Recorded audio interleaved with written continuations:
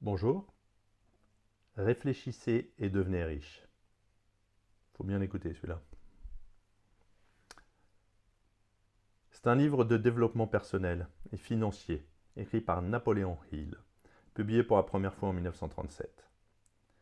Napoléon Hill a passé plus de 20 ans à étudier la vie des hommes les plus riches de son époque, y compris Andrew Carnegie, Henry Ford et Thomas Edison, afin d'identifier les principes communs qui les ont menés à la réussite.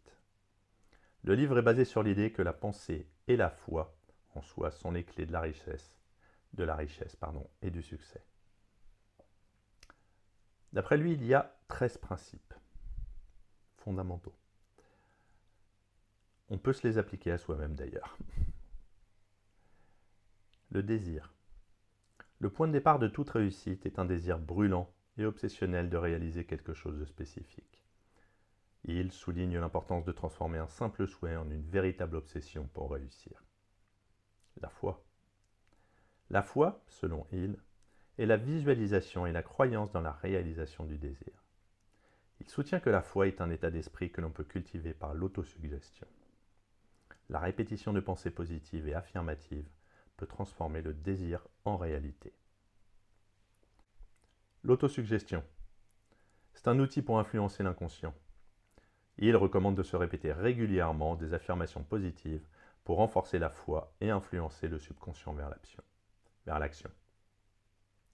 La connaissance spécialisée. La connaissance générale n'est pas suffisante pour réussir. Il insiste sur l'importance d'acquérir une connaissance spécialisée dans un domaine particulier et de la mettre en pratique. L'imagination. C'est l'atelier de l'esprit, là où les idées sont créées. Il distingue deux types d'imagination. L'imagination synthétique, qui réorganise des idées existantes, et l'imagination créative, qui génère de nouvelles idées.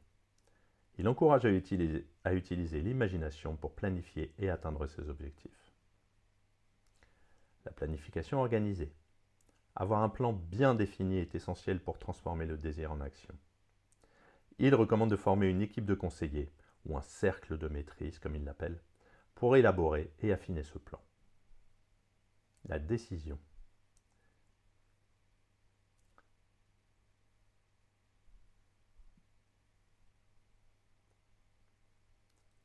Il met en garde contre la procrastination et souligne l'importance de la prise de décision rapide. Les personnes qui réussissent prennent des décisions fermes et les modifient rarement, contrairement à celles qui échouent. La persévérance. La persévérance est l'effort soutenu nécessaire pour atteindre le succès. Il souligne que l'échec n'est qu'un test de la persévérance, et que ceux qui persévèrent finissent par triompher. Le pouvoir du cerveau collectif. Il affirme que l'association avec d'autres personnes qui partagent les mêmes objectifs peut amplifier les chances de réussite. Il appelle cela un cerveau collectif, où l'intelligence collective surpasse celle d'un individu isolé. Le mystère de la transmutation sexuelle. Il introduit l'idée que l'énergie sexuelle, lorsqu'elle est transmutée, peut être une force créative puissante. Il suggère de canaliser cette énergie vers des objectifs de carrière ou de création. Le subconscient. Le subconscient est l'entrepôt de nos pensées et désirs. Il soutient que l'on peut reprogrammer le subconscient en y ancrant des pensées positives et en éliminant les pensées négatives. Le cerveau. Il explique que le cerveau humain est une station émettrice et réceptrice de vibrations de pensée. Il explore comment les pensées, lorsqu'elles sont bien orientées, peuvent attirer des circonstances favorables.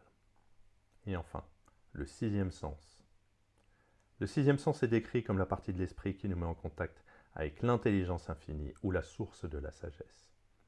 Il le considère comme un point culminant de la maîtrise des autres principes, permettant à une personne d'être guidée par des intuitions et des flashs de génie. Il y a 4 aspects aussi très importants selon lui. L'importance du dépassement de la peur. Il identifie 6 peurs fondamentales qui entravent la réussite. La peur de la pauvreté, de la critique, de la maladie, de la perte d'un être cher, de la vieillesse et de la mort.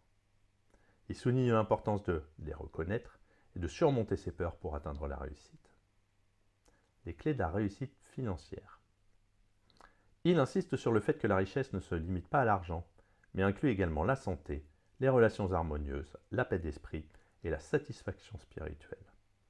Il met en avant l'idée que l'attitude mentale positive, associée à un désir ardent et à une planification minutieuse, est essentielle pour attirer la richesse sous toutes ses formes. Le rôle de l'éthique et de l'intégrité. Un aspect crucial que Hill aborde est l'importance de l'éthique et de l'intégrité. Il affirme que toute richesse accumulée par des moyens malhonnêtes finira par se retourner contre celui qui la possède.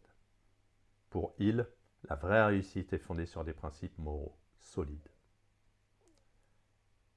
L'héritage de Réfléchissez et devenez riche. C'est plus qu'un simple manuel en fait pour s'enrichir. C'est un guide pour développer une attitude mentale positive, surmonter les obstacles psychologiques et atteindre un épanouissement personnel global. Le livre a influencé des générations de lecteurs et certainement de commerciaux, leur offrant une feuille de route pour atteindre leurs rêves et aspirations. À bientôt!